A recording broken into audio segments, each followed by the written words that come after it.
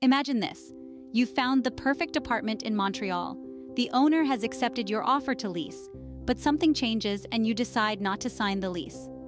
Now you're sitting there with a knot in your stomach, wondering what could possibly happen next.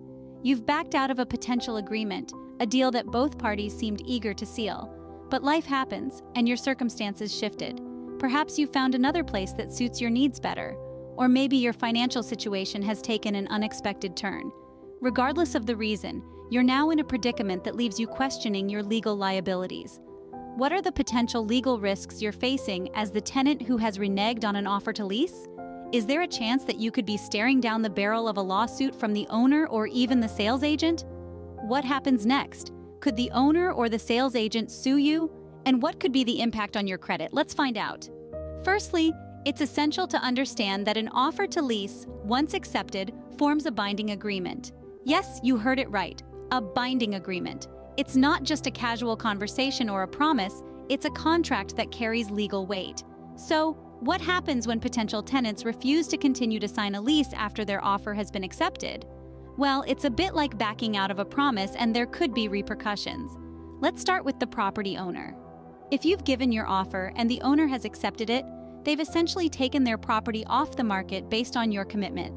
If you back out, they could potentially sue you for damages. These damages might include the lost opportunity to lease the property to someone else, or any financial loss they incur while the property remains vacant. Now, let's talk about the sales agent. Their job is to facilitate the lease agreement between you and the owner. If you back out after the offer is accepted, you're not just disrupting the owner's plans, but also the agent's work. Depending on the jurisdiction and the specific terms of your agreement, the sales agent might also have the legal right to sue you for damages. This could be for their lost commission or for the time and resources they've spent on your case. And then, there's your credit. Backing out of a lease agreement could potentially impact your credit score.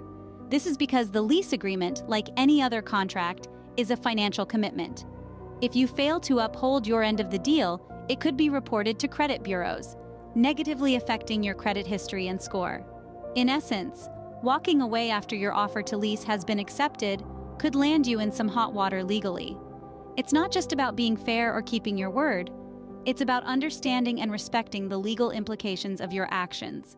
But what about the sales agent? Do they have any legal rights in this situation, you might ask? Well, let's delve into that.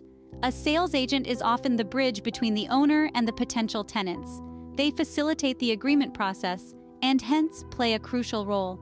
In our hypothetical scenario, if the potential tenants back out after the owner has accepted the offer to lease, the sales agent could indeed be impacted. If the sales agent had a commission agreement with the owner, they could potentially lose their anticipated earnings. This loss could provide the sales agent with grounds to pursue a lawsuit against the potential tenants for breach of contract.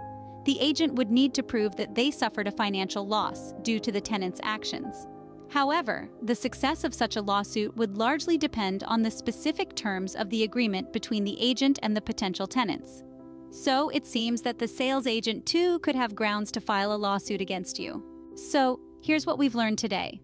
In Montreal, the legal landscape surrounding lease agreements can be tricky.